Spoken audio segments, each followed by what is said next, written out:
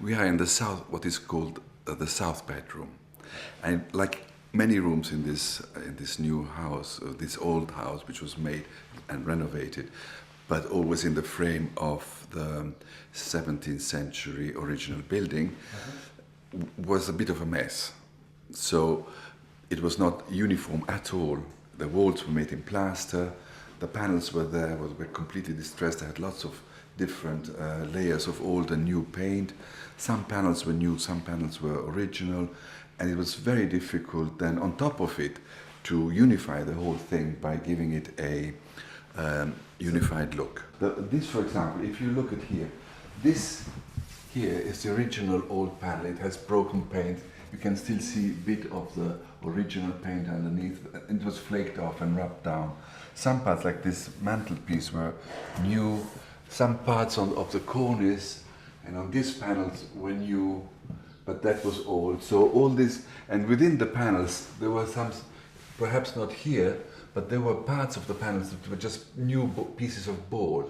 See, so it was difficult to unify that. First of all, to cover it, that it looks unified, but still give the effect of the old, which you can see the paint shining through, and then wash over it and antique it and all that. It was a bit like doing a picture frame, an old picture frame. So I approached each single element in this house by doing as if I was doing restoring a piece of an ancient picture frame.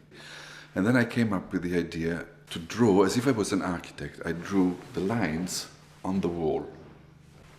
So you can see the lines painted on the original wall, continuing the same lines of the original moldings, but I just painted as if it was a mold, if there was a molding here. And then I started painting lime wash with a brush stroke, with a white brush onto the panels. But the horizontal areas here, where the wood would obviously be, the grain would run horizontally, I painted horizontally.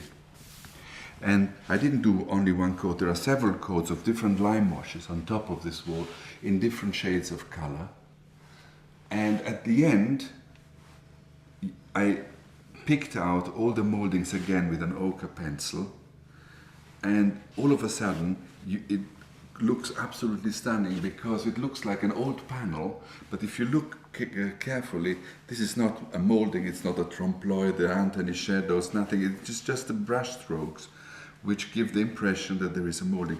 And if you come close, you can see in this detail here that the brush strokes are vertical here, finished off with a blade, and then they are horizontal here, finished off and then painted in. And it's a bit like a Morandi, or it's a bit like a Manzoni, you know, painting. It's all in white, and the effect is quite stunning, because you have the impression of an old molding and an old panel, but the color somehow, by doing bit by bit separately, picked up the color in a different way. So even though it's the same color, it may be darker here because the person who painted this applied more color of one coat and less from another. So it was quite a long job, since there were 6 or 7 painters involved here, and everybody was doing something.